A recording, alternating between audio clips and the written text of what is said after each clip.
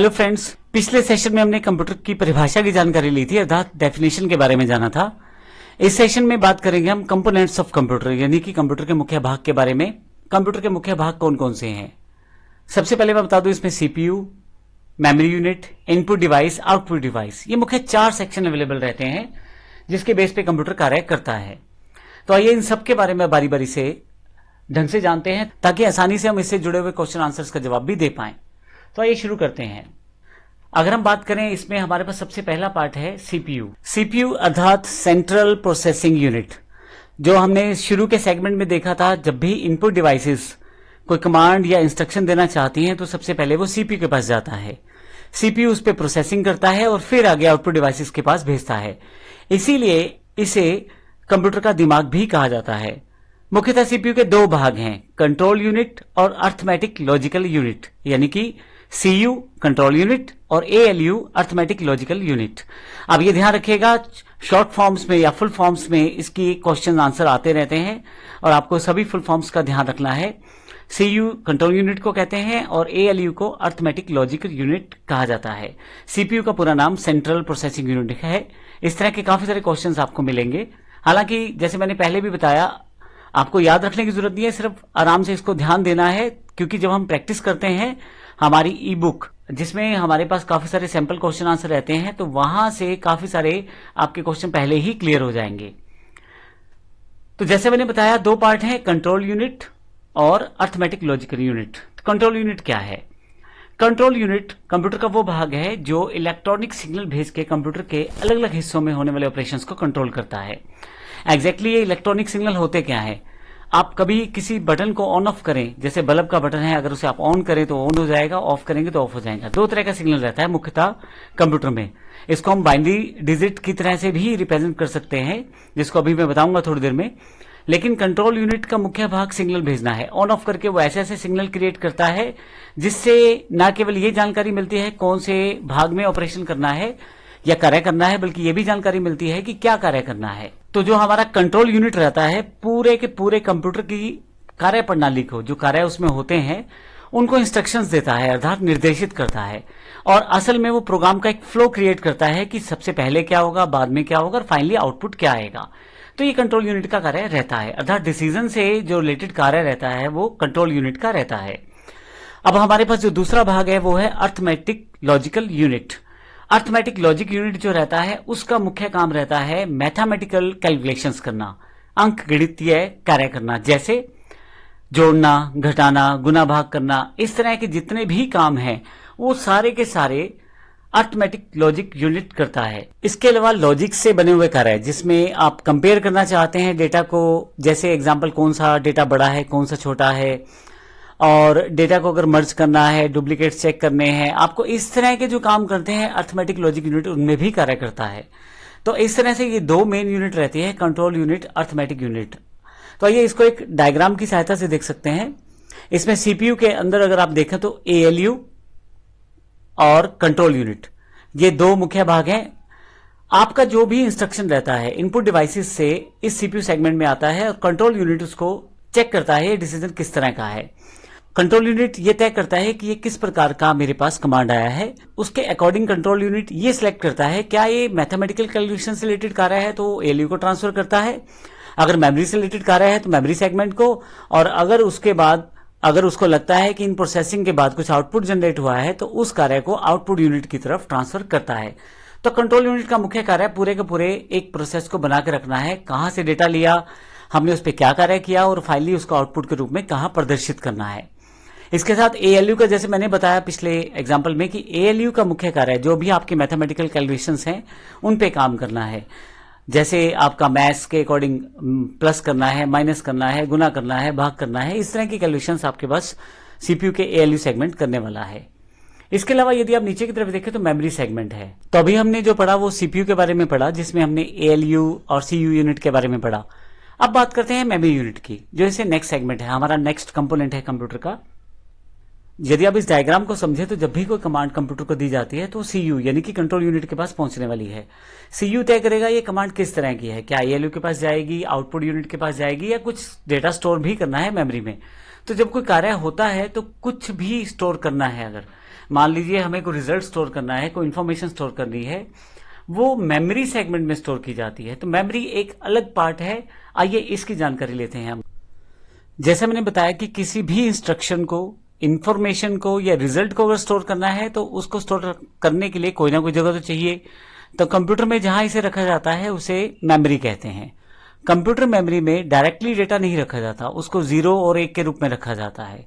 अर्थात जो भी इंफॉर्मेशन आप डालेंगे कंप्यूटर में, चाहे वो ए है, बी है, सी है, कोई नंबर है, कोई टेक्स्ट है, कोई फोटो है, उन सबको पहले 0 और 1 में बांटा जाता है, अर्थात उसे बाइनरी में कन्वर्ट किया जाता है। ये कंप्यूटर की वो भाषा है जिसमें कंप्यूटर अपनी बात समझता है। तो किसी भी इंफॉर्मेशन को जब आप समझाते हैं कंप्यूटर को, तो कंप्यूटर उसे अपने हिसाब से 0-1 में कन्वर्ट करता है और समझने की कोशिश करता है। तो इसे बाइनरी डिजिट्स कहा जाता है, 0-1 से मिली हुई संख्याओं को। मुख्यतः ये संख्या 8 डिजिट से शुरू हो जाती है। 8 बाइनरी डिजिट का कोई भी एक कॉम्बिनेशन हो सकता है, जिसमें जैसे मैंने एग्जांपल के लिए 100111101 लिया हुआ है। अगर 8 बिट्स इकट्ठे हो जाए तो उसे 1 बाइट भी कहते हैं। तो एक बाइट में 8 बिट्स रहते हैं।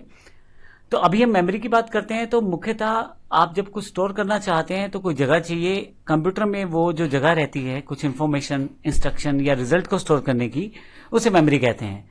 मेमोरी आपके पास 2 तरह की रहती है, प्राइमरी और सेकेंडरी। आपके पास प्राइमरी मेमोरी जो रहती है वो कंप्यूटर के अंदर जो जुड़ी रहती है, मुख्यतः रैम और रोम रहती है। रोम सेक्शन कंप्यूटर के अंदर पहले से ही जुड़ा रहता है, जबकि रैम सेक्शन को आप बढ़ा भी सकते हैं, कम भी कर सकते हैं। रोम में मुख्यतः वो इंस्ट्रक्शंस रहती हैं जो बाइट्स में सेव रहती हैं, जो मुख्य इंस्ट्रक्शंस कंप्यूटर को स्टार्ट करने के लिए आवश्यक रहती हैं, वो सारी इंस्ट्रक्शन रोम में रहती हैं। लेकिन एक बार कंप्यूटर ऑन हो जाता है तो उसके बाद जो आपको कार्य करने के लिए आपको मेमोरी चाहिए होती है वो मुख्यतः रैम ही होती है। तो इस तरह से कंप्यूटर की प्राइमरी मेमोरी 2 तरह की है, रोम और रैम। कंप्यूटर को स्टार्ट करने से लेकर जब तक वह प्रॉपर्ली स्टार्ट नहीं हो जाता, उसके मुख्य जो कार्य रहते हैं वह कंप्यूटर की रोम में रहते हैं। एक बार जब कंप्यूटर स्टार्ट हो जाता है तो फिर उसके पश्चात किए हुए सभी कार्य रैम के अंदर ट्रांसफर हो जाते हैं। आपकी कैलकुलेशंस है, आपका कोई काम है, मान लीजिए आपको ड्राइंग कर रहे हैं तो उसको एक रफ फॉर्मेट में रैम में रखा जाता है। पर मान लीजिए एक बार आपने अपना काम फाइनलाइज कर लिया, अब इसको रखने के लिए आप सेकेंडरी मेमोरी का यूज करते हैं ताकि आप बाद में इसको देख पाएं। रैम की एक खासियत रहती है कि अगर लाइट चली जाए या कंप्यूटर बंद हो जाए किसी कारण से, या कोई पावर फेलियर हो जाए, तो उस केस में रैम किसी भी तरह से सेव नहीं कर पाएगी आपके डेटा को, आपकी इंफॉर्मेशन को। तो इसको सेव करने के लिए सेकेंडरी मेमोरी का प्रयोग किया जाता है। सेकेंडरी मेमोरी जैसे floppy disk, hard disk, CD, DVD, pen drive, memory cards, ये सब सेकेंडरी मेमोरी के उदाहरण है। इनकी खास बात यह है कि आप इन्हें अलग कर सकते हैं कंप्यूटर से और दोबारा प्रयोग भी कर सकते हैं यहीं से उसी डेटा को।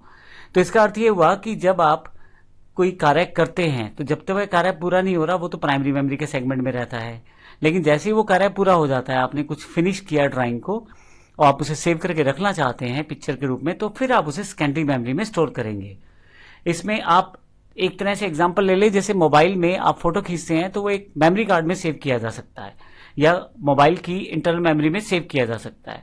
तो फोटो खींचने तक का सारा काम जो है वो एक रैम के रूप में हो रहा है, लेकिन जैसे ही आप फोटो खींच देते हैं, फाइल बन जाता है, तो फिर फोन में एक जगह पे उसे स्टोर कर दिया जाता है बाद में प्रयोग करने के लिए।